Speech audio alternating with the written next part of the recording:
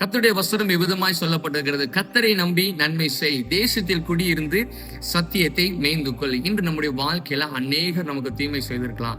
தேவையில்லாத பழிகளை சொல்லி நம்முடைய காரியத்தை, நம்முடைய குடும்பத்தினுடைய சமாதானத்தை கெடுத்திருக்கலாம். இது நிமித்தமாக நான் அவர்களுக்கு திரும்ப செய்வேன், அவங்க என் குடும்பத்தை கெடுத்துட்டாங்க, என் குடும்பத்துல தேவையில்லாத காரியத்தை செலுத்திட்டாங்க, என் குடும்பமே ரெண்டா போயிருச்சு, அதனால அந்த குடும்பத்தை நான் சும்மா விட மாட்டேன் என்று நம்மளும் அவர்களைப் போல செயல்படக்கூடாது. ஏனென்றால் கர்த்தருடைய வசனம் எவ்விதமாய் சொல்லப்படுகிறது?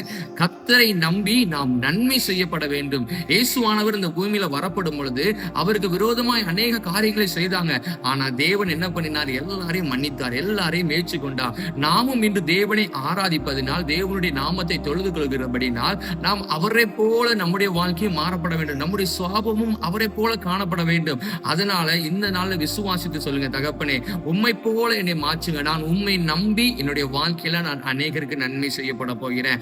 யார் யாரெல்லாம் எனக்கு தீமை செய்தாங்களோ அவங்களெல்லாம் நான் மன்னிச்சுட்டு நான் நன்மை செய்யப்பட போறேன். உம்முடைய வசனத்தை நான் கை கொண்டு நடக்கிறபடினால கர்த்தர் எனக்கு பூரண கிருபையும் பூரண ஆயுசையும் தந்து நம்மளை நடத்துகிறவரா இருக்கிறார். நான் நிச்சயம் விசுவாசிக்கிறேன். நீங்கள் கர்த்தருடைய வசனத்தை கீழ்ப்படிந்து நடக்கிறபடினால் அவர் உங்களை ஆசீர்வதித்து உங்களை உயர்த்த வல்லவராய் இருக்கிறார். நிச்சயம் நீங்கள் ஆசீர்வதிக்கப்பட்டவர்கள். God bless you.